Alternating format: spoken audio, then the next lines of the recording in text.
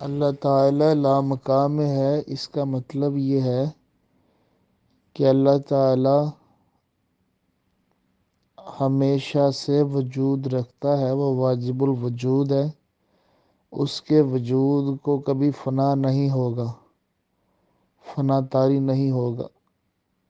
تو اللہ تعالیٰ کی جو ذات ہے وہ مکانوں کی خالق ہے، یعنی جتنے بھی مکان ہیں، جگہیں ہیں، جتنی بھی سپیس ہے، یہ اللہ تعالیٰ کی پیدا کی ہوئی ہے۔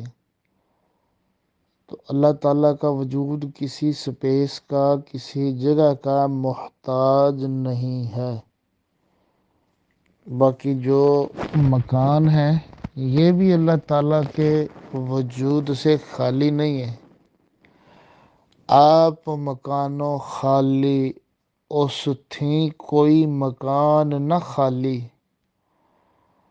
ہر ویلے ہر چیز محمد رکھدا او سنبھالی۔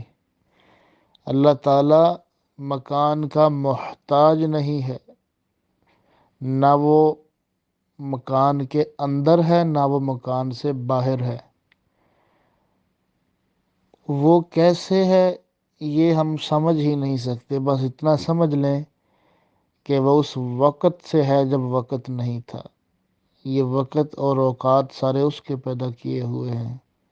مکان، جگہیں، کس جگہ ہے، کس مکان کس محل میں ہے، یہ جگہ محل مکان سب اس کا پیدا کردہ ہے۔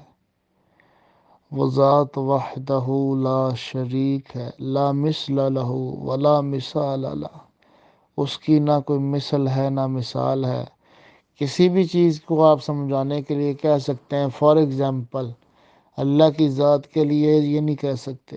اگر آپ مثلا میرے بارے میں کہیں، فرض کریں، مثال کے لیے کہہ رہا ہوں کہ یہ انسان فلاں انسان کی طرح کا دکھتا ہے، فار ایگزامپل، یا لائک دس، تو یہ ممکن ہے، لیکن اللہ تعالیٰ کے لیے یہ ممکن نہیں ہے۔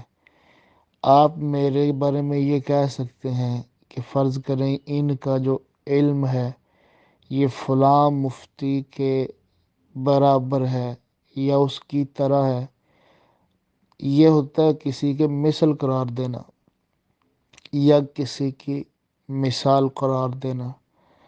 تو اللہ تعالیٰ کی کسی بھی صفت میں یا اس کی ذات میں لا مثل لہ ولا مثال لہ، یہ ہمارا عقیدہ ہے کہ نہ اس کی کوئی مثل ہے نہ اس کی کوئی مثال دی جا سکتی ہے۔